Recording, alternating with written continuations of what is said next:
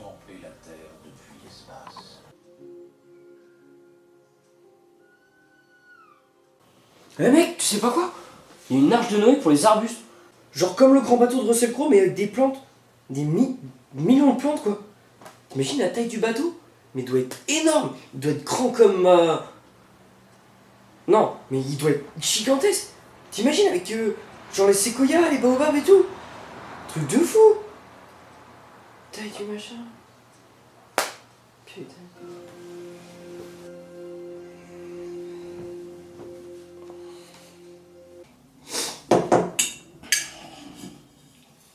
Ah mais non en fait, c'est pas un bateau, c'est un bunker mon gars. Un bunker genre ultra sécurisé. Le machin ils l'ont mis à 120 mètres sous le sol gelé.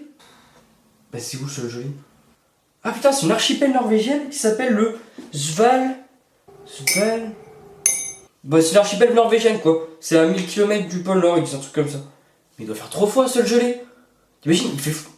Comment ils font pour faire pousser les palmiers tout ça? C'est pas logique. Non?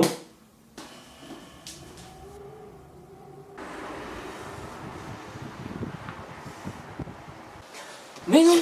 En fait, c'est pas des plantes qu'ils gardent, ce sont des graines. Ils appellent ça des semences.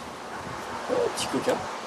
En fait, c'est genre le bunker de l'apocalypse, tu vois. Ça protège toutes les variétés contre, je sais pas, contre les invasions de zombies, bouffeurs de maïs et des trucs comme ça, tu vois. Et genre, ils disent, il y a plein de pays qui sont là-bas, genre les États-Unis, la Russie, la Corée du Nord et du Sud. Putain, il y a les deux. C'est chaud, hein. Ils disent quoi? Ah, il y a la place pour. Ils ont 1 million de graines et de la place pour 4,5 millions.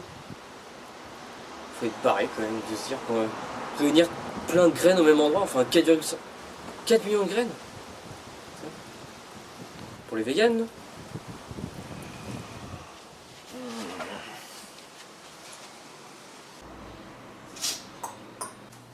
Ah mais non en fait non, c'est... Non, t'as rien compris.